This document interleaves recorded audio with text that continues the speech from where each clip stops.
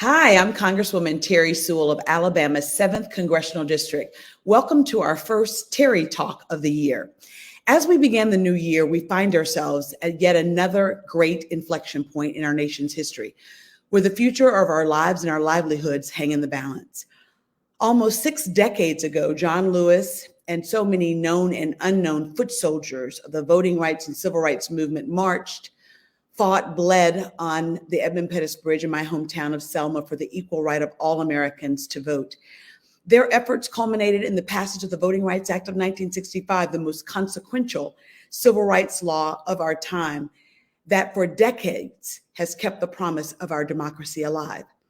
Now, after the disastrous 2013 Supreme Court decision in Shelby versus Holder, we're witnessing the most concerted effort to restrict the right to vote in generations. Never did I think that the cause for which John Lewis and Amelia Boynton Robinson and Reverend F.D. Reese and so many others fought, marched, and bled right from our district. It goes to show you that progress is elusive, and each generation must fight and fight again to preserve the progress of the past and to advance it. The House of Representatives had done just that. I'm proud to be the key sponsor of the John Robert Lewis Voting Rights Advancement Act, which I introduced for the last 8 years. It has passed the House of Representatives and it sits on the Senate side waiting for a debate. Just yesterday, we passed yet again the Freedom to Vote John Robert Lewis Act and sent it over to the senators. So this legislation will go to the floor and it must pass. As President Biden said in his very powerful speech in Atlanta this week, history will judge each senator for what they have done at this critical moment. Will they choose to uphold the legacy of the foot soldiers, or will they choose to enable the erosion of our democracy at the hands of those who have always sought to silence us? In 3 days, we will be joined together to honor the life and legacy of Dr. Martin Luther King and the sacrifices that he and so many others have made in the name of fairness and dignity for all. May we continue to let the words of Dr. King inspire us, but let us also know the power of our own voice. Let us mobilize and organize and make sure that our senators know that now is the time to ensure the full protections of the Voting Rights Act of 1965. It is my pleasure to be joined by fellow Selmian, LaTosha Brown, the co-founder of the Black Voters Matters Fund. She is an award-winning organizer, a political strategist, tactician. LaTosha, thank you so much for being here to share your insight and joining me to discuss this urgent moment in the fight to protect the sacred right to vote as we approach Martin Luther King's Day. How are you, my sister? I am well. I'm happy to be here with you. I think that this moment, while extremely challenging, I think it creates a major opportunity for us.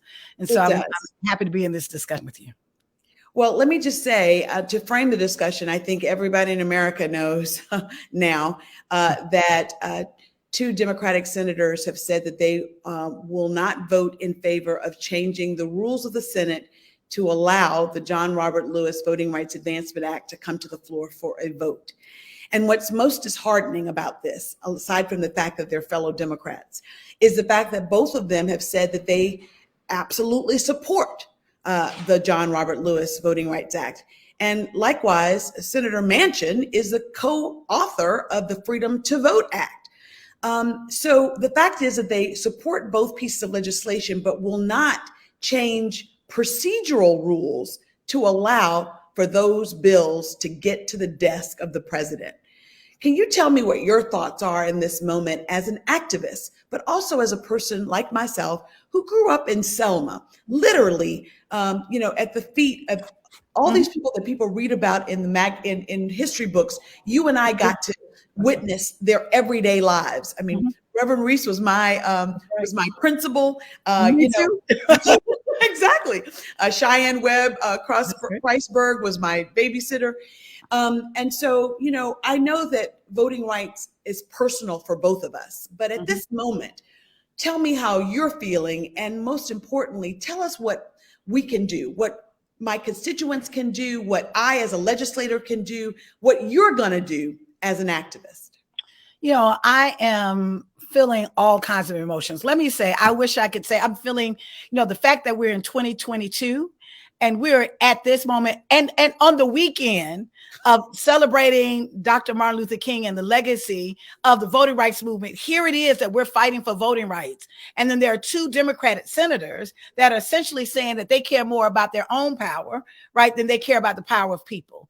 And so that is extremely disheartening, right? It's also disheartening that 16 Republicans that actually supported voting rights in the past now don't support voting rights. Like, what is the shift? What has happened? It is also a period of time that as we are looking at the celebration of this weekend, there are organizers on the ground right now in Georgia that we have a part of our organization that are in Lincoln County, Georgia, that are organizing against an effort led by Republicans in that county to shut every single polling site with the exception of one in a county that public transportation is not available, in a county that has a 30% African-American population. We're in a moment right now that we're seeing voting rights suppression laws pop up all over the country. And so I think it tells me a couple of things. One, I think it tells us that we have to stop and pay attention to what moment that we're in. First thing is we got to really know what moment we're in. We also have to recognize this isn't just a policy piece. This is just about, okay, we've got to win this vote and then everything will be fine.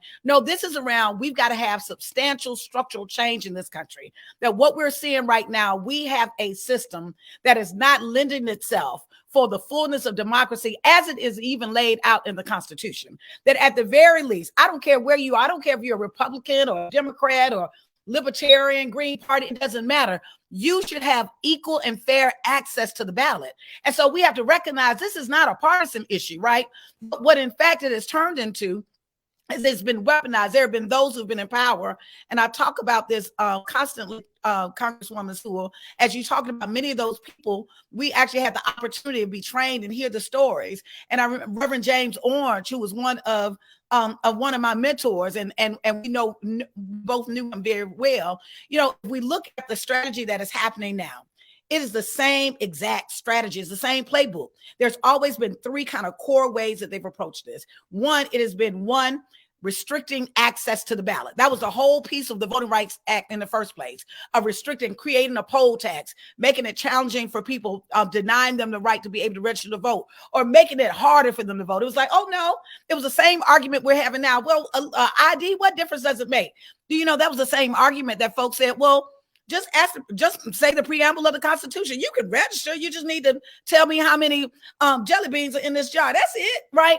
And it's to create these subtle barriers that one on the surface you're saying, oh, that isn't the intent, but we know what the intent is, right? The second piece is really what we've seen is creating a culture of fear.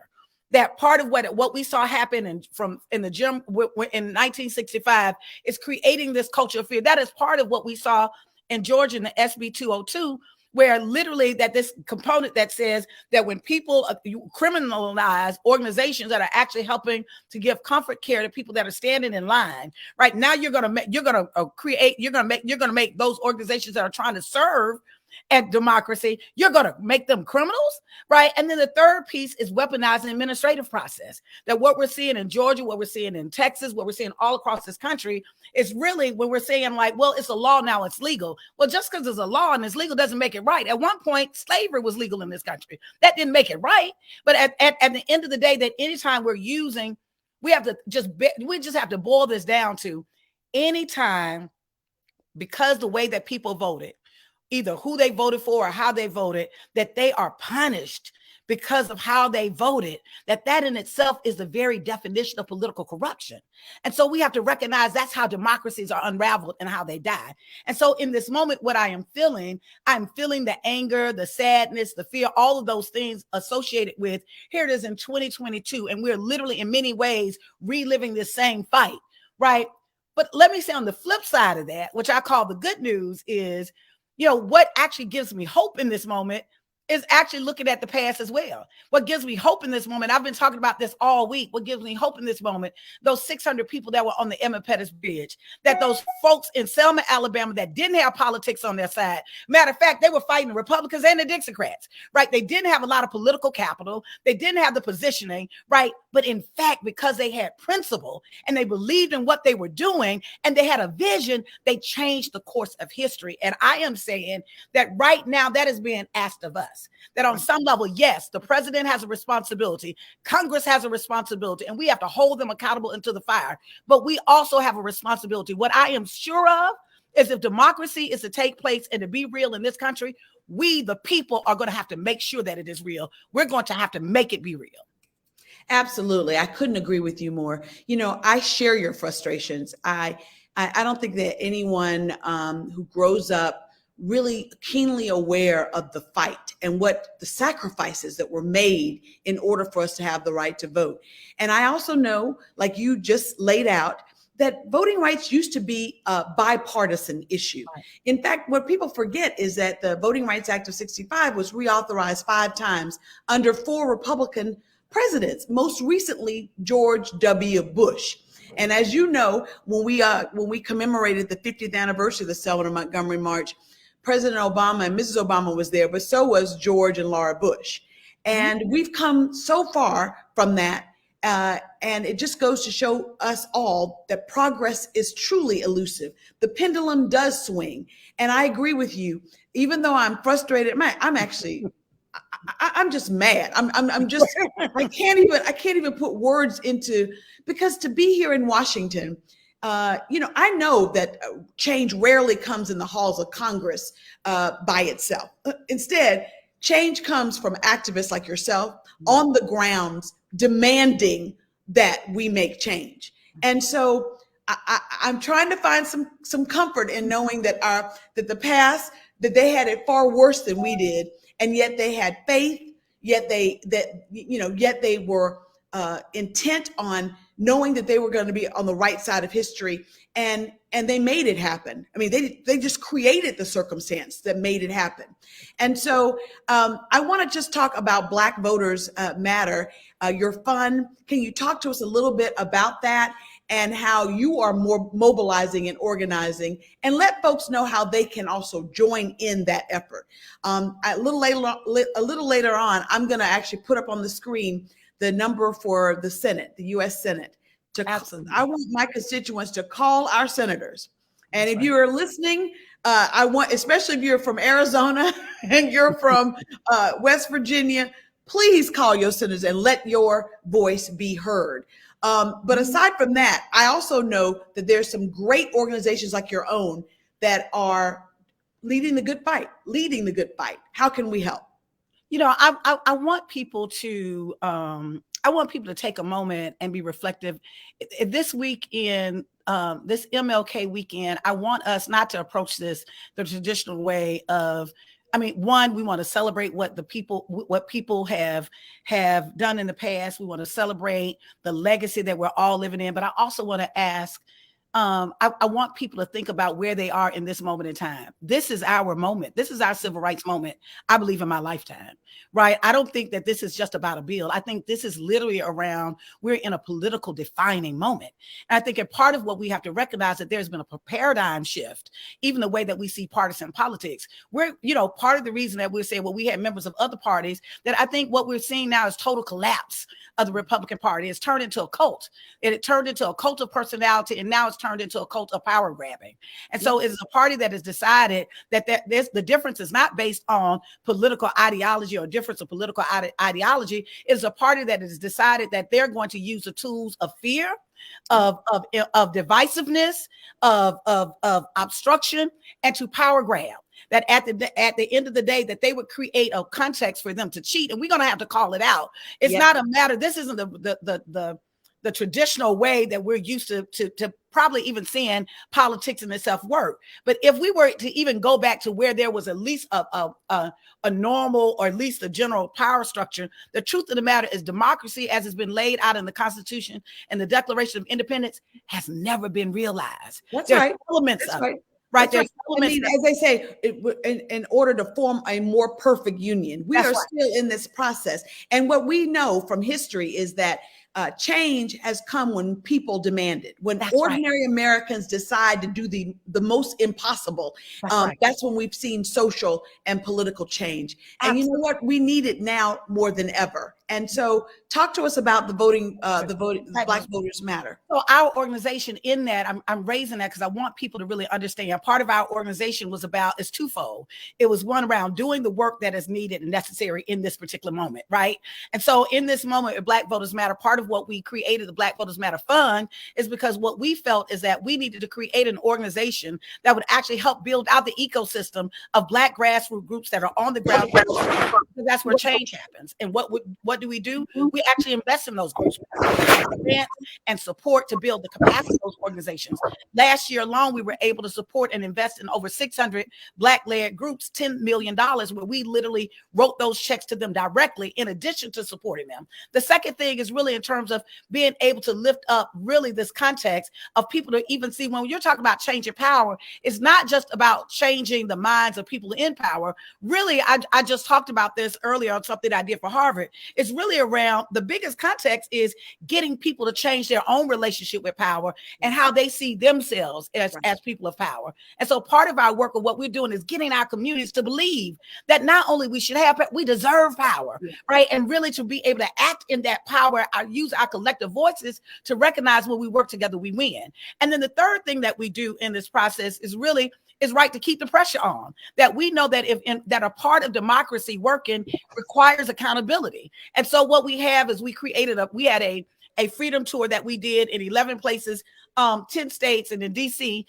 earlier last year. Since that time, we've been doing ongoing. It's kind of been, I say, 3 ways that we've been organizing. We've been organizing in the streets, doing work with grassroots groups, helping them build their capacity, creating actions, education around that. We also have been organizing in the courts. We filed federal lawsuits, local lawsuits. We have several lawsuits filed, pending right now in Georgia, in Florida. There's a legal end. And then the third thing that we've been doing is really being able, which I think is really important and significant, is to get people to think beyond what they see now, to get people to radically reimagine what is possible. And so I usually ask this question where I ask people to close their eyes and I ask them, what would America look like without racism? What would America look like if she truly were a democracy as it's laid out in the Declaration of Independence? When we're talking about every single human being has access to life, liberty, and the pursuit of happiness, what does that America look like? And so I'm raising that because I also think that part of what we have to do in the short term is, yes, we've got to reduce the harm that is happening, but we also are going to have to be honest and recognize the political system and infrastructure that we have right now will not lend itself to pluralism, that the political structure that we have right now will not lend itself to the kind of democracy that every citizen in this country can have life, liberty, and the pursuit of happiness. And that we're going to have to we need something that is more inclusive, that is more equitable, and that is more just. And that we need a representative government that when you look at the Senate does not look like America, right? It is not reflective of the demographics of this nation. And we've got to make sure that we're creating a new framework, a new vision, and see ourselves, not just as, I think, citizens of this nation. We have to start seeing ourselves as founders of a new America. I love it. Listen, I couldn't agree with you more. I think that is so true. I think that this nation is, well, first of all, democracy is under attack, not just under voting rights. I mean, just think about January 6th and the efforts to literally overthrow government and overthrow an election. We would have never thought that would ever happen in a democracy, let alone in this democracy. And so what can folks do? Like I know for a fact that calling your senators matters. And I want you to call the senators, Alabama senators, but also, to the extent that you have friends and family members that live in Arizona and West Virginia, nothing makes a member of Congress move more than to hear from their constituents and their own constituents. So below, you will see the number for the Senate Capitol, for the Capitol operator, 202-224-3121. That's 202-224-3121. 3121. We definitely want you to do that. Now, LaTosha, tell me what we should be doing for Martin Luther King Day. I mean, it's a day of action. We are, Senator Schumer just announced that they're going to start debating on these bills, not Monday, but Tuesday. But still, we're going to have opportunities all across America during this MLK Day. And so, tell us what we should be doing. So I think that this is a matter. I'm just going to say this weekend, I think right now we need all hands on deck. And I think there's a number. I think there are 4 things. I think this is the moment that our voices. There's the National Negro Anthem, right? Which both Terri and I know very well. Is the title of is "Lift Every Voice and Sing." And so I want to focus on the lift every voice. I want to talk about the sing part, but I want to focus on the lift every voice. If there's any time that silence is just not feasible, it's not necessary, it's not needed in a moment, it's now. And so there are many ways that people show up. Everybody's not going to be an activist, and that's okay. But you do have power. So there's many things that I think, there are 4 things I think you can do. The first one I want to reiterate to you, we should be clogging up the Senate number. We should be calling the Senate line 202-224-3121. Every time you think about it, every time you get mad about it, every time you think about Dr. King, you just need to call it. You just need to keep calling that number, right? But there also, if you look at the local numbers for Senator Sinema, and her offices, she has an office in Tucson, she has an office in Phoenix, and Senator Manchin. You need to make sure that you also go to their website, leave a comment, let them know how upset you are. Go on Twitter, leave a comment, let them know what you expect them to do. And so I think that there are ways that we can do to apply pressure on them that's directed at them. But I also don't think we need to let the Republicans off the hook. Responsibility let our Senator Tupperville and That's Shelby off the hook, because Shelby was one of those 16 senators that voted for the reauthorization in 2006. That's right. It's not just mobilizing against our own, but also making sure that the Republicans know that they're on the hook too. They're on the hook too. That at the end of the day, we have to apply pressure all around. You should be calling their offices as well. Whoever your senator at right now, they should be hearing from you, no matter where you live, right? And so certainly in Alabama, Tuberville and Shelby need to be getting a call. We should be shutting their office lines down right now. The second thing, though, I think is we need to recognize that we're in a long-term struggle. That while we want this legislation right now, that we know that we're in a long-term protracted struggle. And in order to do that, there are organizations that are on the front lines that are doing this every single day. That find a political home, an organization that's doing the work. It doesn't matter, whether it's an NAACP, whether it's our organization, whether it's a League of Women Voters, but write a check, whether it's $10, whether it's $20, you would be amazed at not just about the money. Sometimes it's not the money that makes a difference. It is the intention. Like that when you're seeing that people are standing with you, that they are creating. I also want to say those senators and those representatives, and I'm going to call you out right now, Representative Sewell, who have the courage to stand in the gap and represent us. We got to tell them thank you too. We've got to gird them up. We know you get tired. I'm tired, but you fighting on the inside. I'm fighting on the outside, but it's hard on the inside. So I think we also have to make it hard on the inside. That's all I can say. So we also have to make sure that I run for my life to represent my home district, but never did I ever think that if I got to Congress, that the cause for which John Lewis and the folks back home struggled for would become our cause too. But that goes to what you said. Progress is 3 steps forward, 4 steps back. Progress is 7 steps forward, 2 steps back. That's right. We every generation, as John would say, fighting for voting rights is not a once in a year, once in a month. It's a once in a lifetime. It's like all the time every generation has to fight to maintain the gains. I mean, who would have ever thought we would still be talking about women's reproductive rights? Didn't our mothers win that fight? Absolutely. I mean, the old battles have become new again.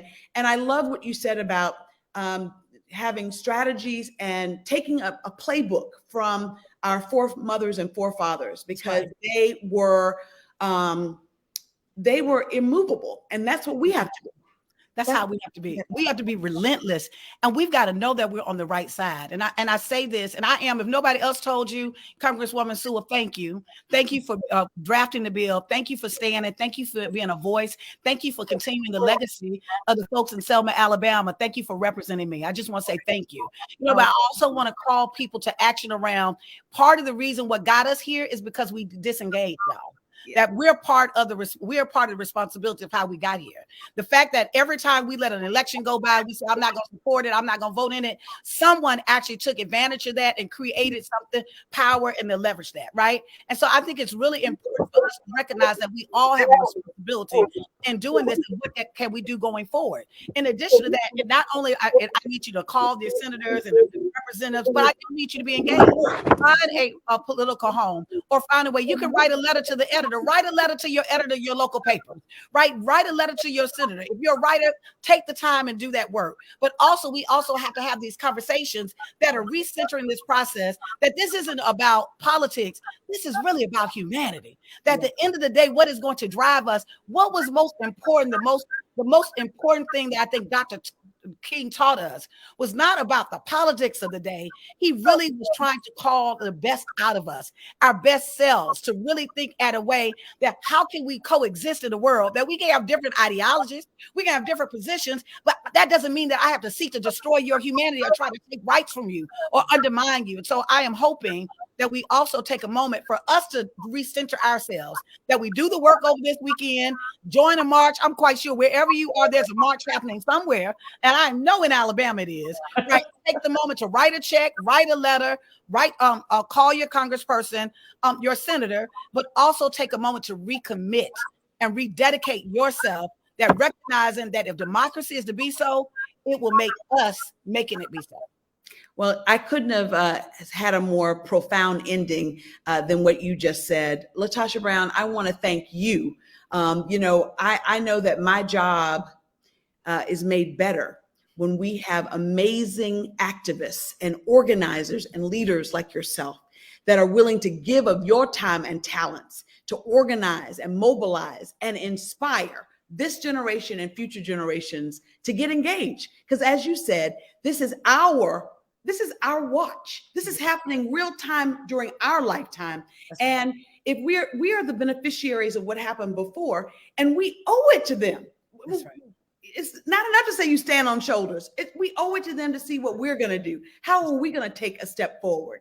And we should not be deterred, even by the fact that these senators are saying now that they're not going to change a procedural rule in order for us to be able to have the full protections of the Voting Rights Act restored. We have to not be discouraged. We can be sad.